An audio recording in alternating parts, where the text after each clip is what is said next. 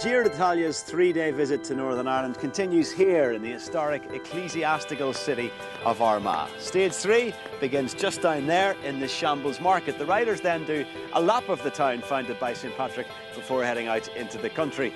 Let's find out what's in store for both riders and spectators on the third day of Northern Ireland's Grande Portento. Stage 3 is 187 kilometres of racing, starting in Armagh and finishing in Dublin. From the ceremonial start in Armagh City, the riders will head through the heart of Armagh County and down past Newry and Forkhill on the way south.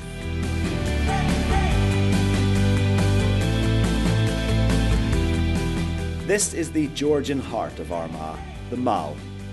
Back in the 18th century, it was a horse racing course, so fitting that on 11th of May, it will have one of the world's biggest bike races travelling around it. The Mall really will be the main focus of the race when it's in the city. The team buses will be based all around it, and there's plenty of entertainment planned for the spectators, including a big concert on the Saturday night right in there. The Giro will provide some spectacular colour when it arrives, and who better to capture it than one of Ireland's greatest living artists, who lives and works just off the Mall.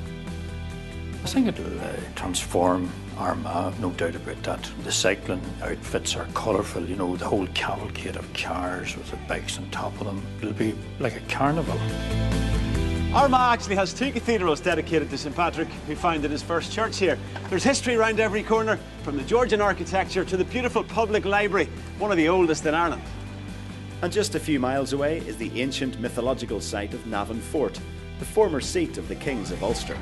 There's also, of course, a great selection of bars and restaurants here, some of the finest in the whole country, in fact, and they're all going Italian in May. And down there in Market Street, they're cooking giant pizzas and apple pies in recognition of the culinary traditions of both Italy and Armagh. The atmosphere in the streets will be pretty mad, pretty electric, I'd imagine, and it'll just feel like one big party for the full weekend.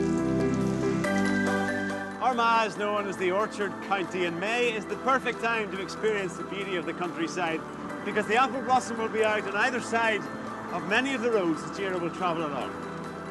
Many of County Armagh's quiet villages will feature along the route, roads that local cyclist Stephen Gallagher, a member of the Giro's organising committee, knows well. Well, the roads around Armagh are fantastic for cycling. You've got going through the orchards, rolling terrain, flattish terrain, great for recreational cycling of all abilities. And then we're heading up here on the roads that the Giro's taking, and the climbs in around South Armagh at the back of Market Hill and Newtown is very challenging hills. And some brilliant views along this road as well for the riders to enjoy. Oh yeah, I mean with looking down towards Craigavon and Portadown, down towards the plains there and out towards the Mournes and the Ring of Gullion. I mean, some of the views that you'll be able to see during the race is some of the best that they'll see for the full 3 days when they're here.